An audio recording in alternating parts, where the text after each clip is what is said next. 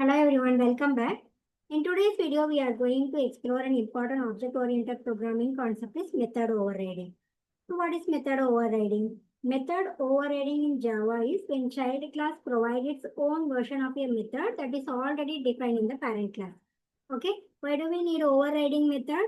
To change the behavior of the parent method to make it specific to the child class. It helps achieve the runtime polymorphism in Java. Let us understand with the real world analogy. So I have created a base class here, right? Base class called employee. Okay, every employee performs some work, right? So we define the work method inside the employee class. Now let us have another class called the developer. So since developer is also an employee, okay, so they should also have a work method. But instead of creating a brand new method from scratch, what we are doing, we will override the work method from the employee class. To do that, we first make the developer class extend the employee class. This means the developer will inherit all the properties and methods of the employee. So once we are doing extends, right, extends the developer become, now the developer becomes the child class, employee is the parent class. Okay, the employee class already have a method called work. So, but developer work differently compared to the other general employee. So we will override the work method in the developer class. Okay, to define the developer specific behavior. For example, developer will do writing a code, fixing the bugs or attending the sprint meeting. So this is actually where method overriding is used to allow the child class to provide custom implementation of a method that already exists in the parent class. Okay. So similarly, let's have another class. I have created another class called manager.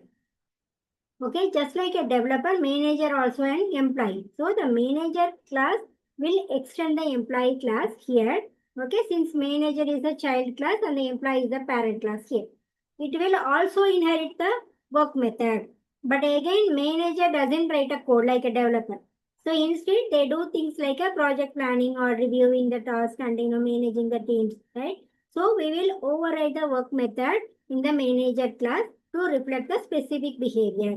So this is shows how method overriding is, right? Let us define different behavior for different types of employees, and even though they all use the same method name. Okay, so now I'll go to that another class. If I go to the tester, so now the next one is a have another role is a tester. The tester is also an employee that extends the employee class here, but the work of your tester is different. They are involved in testing the application, finding the bug and ensuring the quality. So we are overriding the work method here also. Okay, in the tester class to describe the tester's responsibility. So this is the beauty of method overriding. It allows the same method name, right? It allows the same method name across multiple classes, but with the role specific implementation. The implementation is different. Okay, this is based on the role specific. So in the respective classes, we override the work method to define the specific behavior. Okay, we'll go to the main method. So here I have created a 3 objects. Okay, with the parent referral. So parent is the same, right? With the parent referral, we have created a 3 object over here, one for a developer and one for manager, one for a tester. So if I run this code, see, even though we are referring to the object as an employee, right? So the actual object type, like, developer, manager, tester, decide which method gets executed. Okay.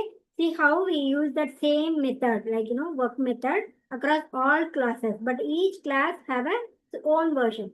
This is the powerful features of Java. They called method overriding. And it plays a big role in achieving a runtime polymorphism. Here we need to understand key rules of overriding, right? So in overriding, right, if you see here, the method name is same. Method name is same. This is what you are overriding. So method name and the parameter and the return type must match, right? See, return type and parameter. So method name, return type and parameter must match, right? That is the key rule you need to understand. The next thing is you cannot override if you are creating a method as a private method, right? So you cannot override. So the same way, if you are creating a static method, then you cannot override. Then also, if you add a final keyword, right? If you created a method with the final keyword, then which you cannot override the method, right? So remember, overriding is all about replacing the parent behavior with the child behavior. Let me show you one more example. Here if I have a base class is a bank. Okay. You walk into the different bank for inquiring the personal loan or car loan rate of interest, right? So each bank having a different rate of interest, right? So we have a general class bank which define a method get interest rate. Okay, now different bank like I have a SBI and HSBC. So now different bank like SBI and HSBC override this method to return their own specific rate of interest. Right? If you go to SBI, here we have a different rate of interest. If you go to the HSBC, here we have a different rate of interest. Right? We are using a method overriding to allow each bank to define its unique behavior. Here also you can see method name is the same. Okay, implementation is different. Right? Method name for each one as a get rate of interest. Right? Method name is the same and implementation for each bank is different. Okay, if you go to that main method, here if I go to, see here I have created an object with the parent referral.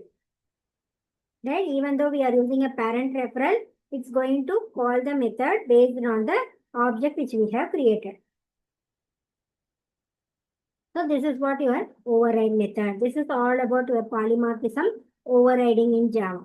I hope this is clear. Thanks for watching. See you in the next video.